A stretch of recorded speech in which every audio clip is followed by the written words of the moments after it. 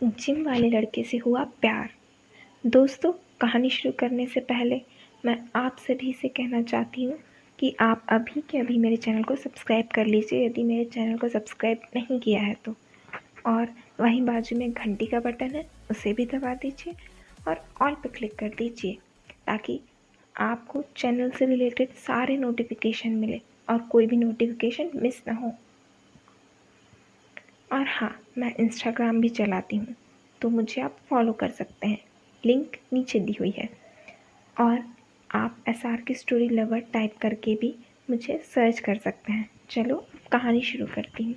मेरी ये कहानी थोड़ी लंबी है मगर बेहद दिलचस्प है।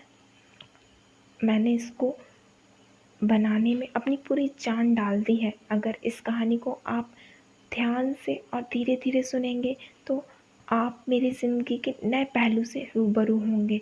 फिर एक ऐसे सफ़र का आनंद ले पाएंगे जो आपने शायद ही कभी लिया हो। आपने मेरी बातें सुनने में अपना कीमती समय दिया, इसके लिए शुक्रिया।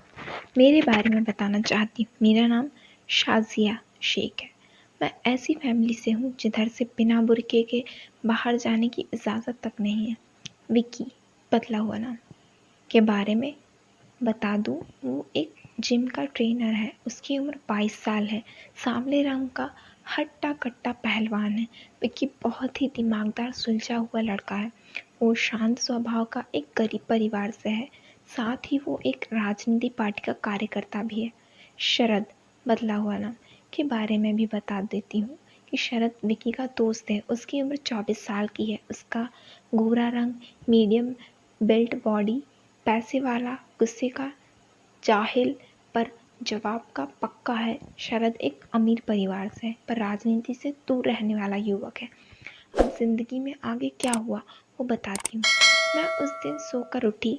उसके बाद शौहर घर आए। मैंने उन्हें खाना दिया और वो भी सो गए। उन्होंने आराम किया। 2 दिन तक मैं घर के दरवाजे पर भी नहीं गई। खाना भी ठीक से नहीं खाया। जब भी गुजरा वाकया याद आता, बाथरूम में शावर चालू करके मुंह पर हाथ रखकर रोने लगती। फिर एक दिन मैं मार्केट में अपनी सास के साथ गई। मैं डरते डरते घर से बाहर निकली। विक्की और शरद बाहर ही खड़े हुए थे। उन्होंने मुझे देख के अनजाना सा लुक दिया। मैंने उन्हें देखा पर उन दोनों ने कोई भाव नहीं दिया। फिर बाकी गली के लड़के और लोग जो थे सब हमेशा की तरह नॉर्मल ही रहे। वापस आते समय विक्की ने मेरी सास से बात की। कैसी हो आंटी, बाकी सब ठीक है ना? उसने मेरी तरफ देखा भी नहीं। क्या बताऊं, मुझे बहुत बहुत खुशी हुई कि उन दोनों ने अपना वादा निभाया और उस बारे में किसी को नहीं बताया। अगर वो किसी को बता देते तो सब लोग मुझे अजीब सी नज़र से घूरते, पर ऐसा कुछ भी नहीं हुआ। वो दोनों भी ऐसे रहे जैसे कुछ हुआ ही ना हो। फिर अगले दिन सुबह सुबह विक्की पीने का पानी लेने आया। तब उसको मेरी सास ने पानी दिया। तब मैं वही हॉल में थी। मैंने उसको देखा, उसने मुझे देखा, वो मुस्कुराया तो मैंने भी थोड़ा सा मुस्कुरा दिया। फिर मैं नहाने चली गई और रूम बंद करके मैं लैपटॉप ऑन कर लिया। सबसे पहले विक्की के को हैंगआउट ब्लॉक लिस्ट से बाहर निकाला और मैसेज किया। उसका कोई रिप्लाई नहीं आया तो मैंने SRK स्टोरी लवर पर कहानी सुनने लगी। मैंने सोचा कि क्यों ना मैं भी कहानी लिख दूँ। मैंने कहानी लिखना शुरू किया और फिर 20 से 25 मिनट में सब लिख दिया और बिना वापस पढ़े पब्लिश को ईमेल भी कर दी।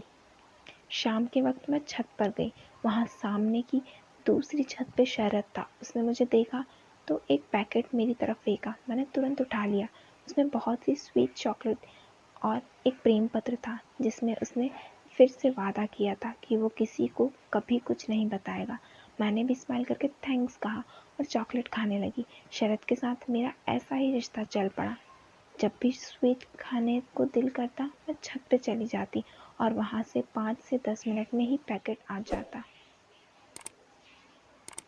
उसके फ्री के गिफ्ट ने मेरा वो गुस्सा ठंडा कर दिया था जो उसको लेकर था।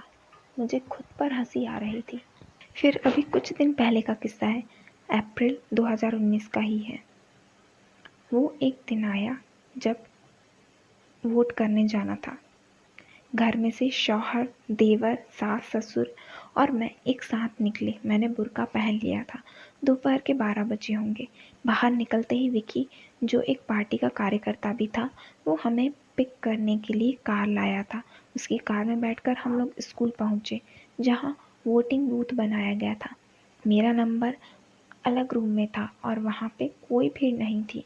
कोई 5 ही मिनट में मेरा वोट गिर गया।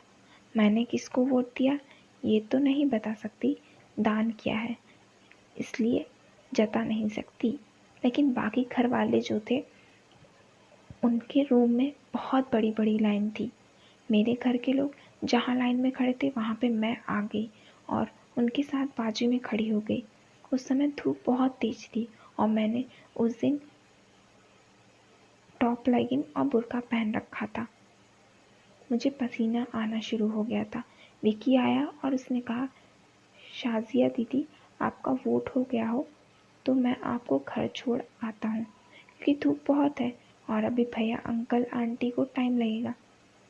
उसने जब मुझे सबके सामने दीदी कहा तो मैं नकाब के अंदर मुस्कुरा दी, पर नकाब की वजह से मेरा मुस्कुराना किसी को पता नहीं चला। उसके मुंह से दीदी सुनकर मुझे बहुत हंसी आ रही थी। उसने मुझे दीदी कहने से ससुराल के लोग थोड़े अपनेपन में आ गए। मेरे ससुर विक्की से बोले, ठीक है बेटा, तुम दीदी को छोड़ आओ, फिर हमें लेने आ जाना। मेरी सास मुझसे बोली, नींबू पानी फ्रिज में बनाकर रखना, थोड़ी देर में हम भी आते हैं। मैंने हाँ कहा और उनके पास से घर की चाबी ली। विक्की ने मेरे लिए कार का दरवाज़ा खोला और मेरे बैठने के बाद बंद किया। हम दोनों घर की तरफ निकल गए। मैं सामने की सीट पे बैठी थी। उसने कहा, अब तो नकाब हटा दो, चेहरा तो दिखा दो। मैंने स्माइल देते हुए नकाब हटा दिया और फिर हमारी बातें चालू हुई।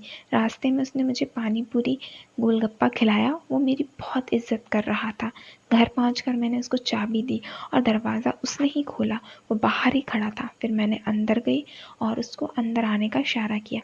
दोपहर का समय था, इस वजह ज़्यादातर गली के लोग वोटिंग करने गए थे और जो हम रहे होंगे वो धूप की वजह से अपने अपने घर में थे।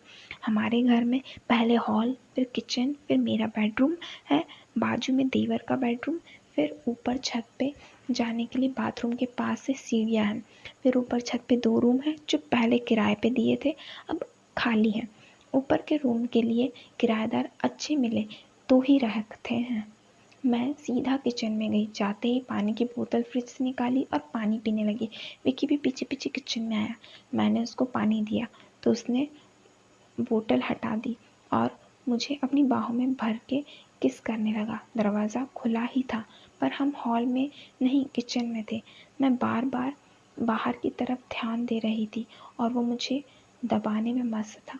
उसको पता था कि मैं कितनी चालाक हूँ, बाहर ध्यान दे सकती हूँ। फिर बाहर कुछ हलचल दिखी तो मैंने उसको बस बस कह दिया।